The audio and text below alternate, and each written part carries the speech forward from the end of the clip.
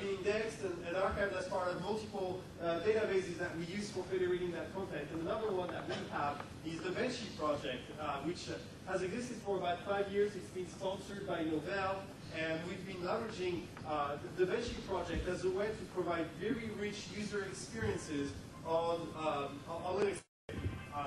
We've had collaborations with Real Networks and the Elix project to provide backends for that infrastructure. We're also working with GStreamer as a way to do that. If you remember Terence's slide about the architecture of modeling, these are the same backends that they use, so that it provides the ability for that user interface to use the same environments. And here, you're seeing an optimized for modeling and nettops and netbooks user frameworks and UI. So why don't you walk us through some of that? Yeah, so this is actually another good example of what I was talking about earlier, which is using the same backend, reusing the backend components and putting another user interface on top of it. Some of you may be familiar with the Banshee project, which is sort of a broad media player for a desktop.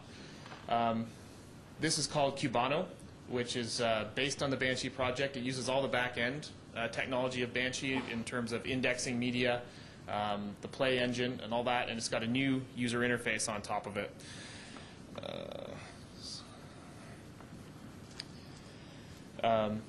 So you can see the standard stuff here. You have your music collections, ratings on the songs, that kind of stuff. But then we've been able to do a few nice things, like, I guess I didn't actually play any library, play any songs, but yeah. Anything, it's just going to go into your music library and just take all of the random cover art that's available. But as soon as you start playing, it's going to optimize the different albums that are visible to the music that you're listening to. It's matching multiple criteria, and then you can see at the bottom of the screen that it starts playing it. The great thing about reusing this infrastructure is that everything that you already have in things like the Banshee project works for some of the Apple iPod devices support, many of the mass storage device multimedia players that are portable that you can work with. They basically will be happen to appear on that UI. This is a very early prototype. We've only spent a few days working on that. What we wanted to illustrate is how easy it is to take part of an open source project, leverage all of the existing code, and customize its user interface to fit a lot better with the modeling environment. Basically, with the constraint that we have on the devices, you know, the touch files or the touch capabilities on the screen, keyboard input or no keyboard input, there are a lot of open source projects out there. Between the combination of the modeling project overall, Clutter as the user interface, or some of the other ones, we mentioned GTK, we mentioned Qt as well, you have the ability to come in and contribute to those projects by adapting their user interface to become more modeling friendly. And this is what that prototype intends to do, is to illustrate how simple it is to do that. Yep. So we're leveraging, as we said, the Banshee stuff. So that's why we're able to get things like Last.fm support, radio support, video library support. Guy mentioned the iPod, Apple stuff, all for free, basically, out of the code. I mean, it needs a new user interface, but a lot of the harder work underneath is already done. Why don't we showcase some of the videos we have there? I believe you have the Intel advertisements on this machine, so maybe we can play one of those. They're pretty short, and they make the point of also the performances that are available on those Intel Atom machines and the video playback capabilities of the multimedia players. Whether we play it back here or we play it in the modeling media backend, they're using the exact same engine, the exact same infrastructure. I like this one the best. That one is fine. Yeah. So, except we don't have sound up here, do we? It's okay. It still makes the point. You can see here. This is a high resolution. I don't think it's full 720p, but it's pretty fast. I'll pick it up.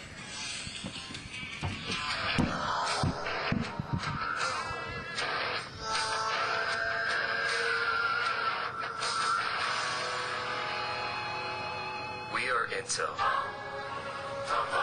Sponsors of tomorrow. So there you have it. It's a high-resolution video playback on an Intel Atom machine running modeling version 2 inside of the exact same video framework that all of your multimedia application will want to be able to leverage. So you can click back. Also, it's got navigation capabilities, so if you click back, you'll be able to get back to the views, and we can maybe move on to the next application. And you see created zones, so maybe we can discuss zones just for a minute, since we just saw it. Sure. So I mentioned earlier the problem with window navigation, but you still want to be able to organize your desktop a little bit.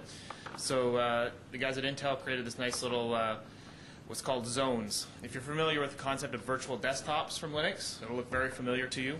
But what they've done is they've made it more visually understandable, I think, to a lot of regular users. So by default, you only have one zone, and your first app will go to the next zone. But if you notice when I was launching apps, it would ask what zone to create next. So if I went here, for instance, and just launched a terminal, it's going to ask me where to put them. So I'll put it in the second zone. There's my terminal. Anybody surprised that something like JP received the terminal as the application launches? He could have picked the calculator, a text editor, the Office suite, but no, you have to open up the terminal. You don't need to use a terminal as a regular user. Like for us, as part of the Linux community, it's still a very useful tool.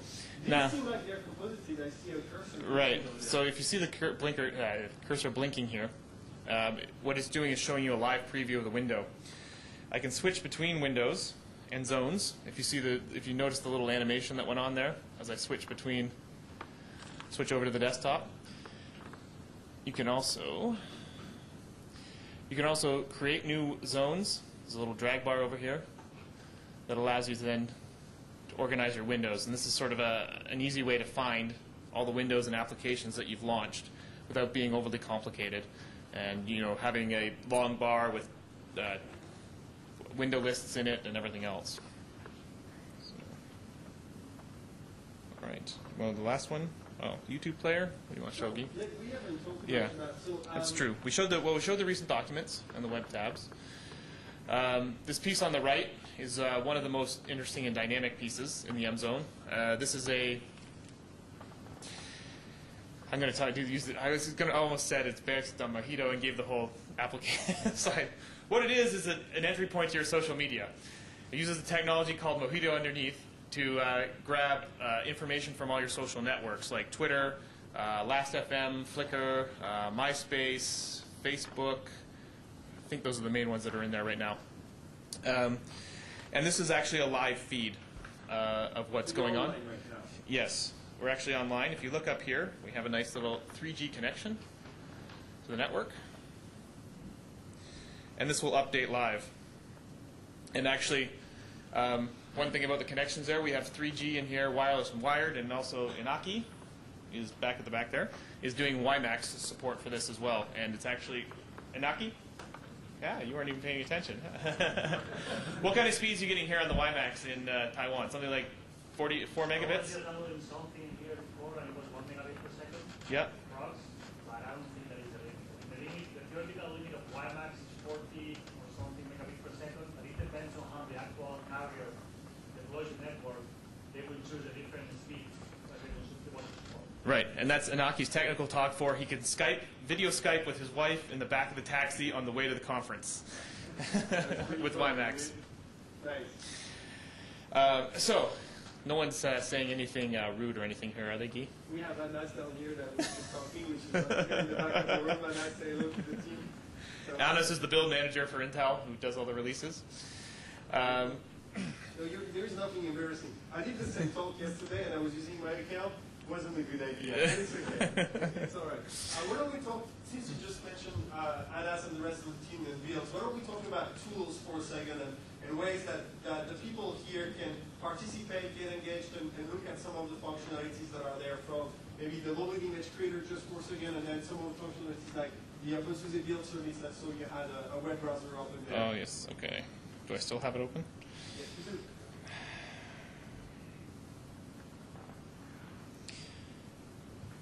So, Guy mentioned, Moblin.org is the base project where all the work is going on right now. It uses something called the OpenSUSE build service. The Intel guys have their own implementation of this. We've actually mirrored the project on the OpenSUSE.org build site. So you can go in, check out the source code, edit it, build your own packages, branch off, make all kinds of modifications that you want. It's based off the Git tree at git.moblin.org, if you're familiar with Git and Git development. Same thing with the kernel. Kernel uses Git as well. So you can check out all the code there. There's a Moblin dev mailing list, which has gotten, the activity on that has ramped up dramatically since the May 2nd May 20th, sorry, release of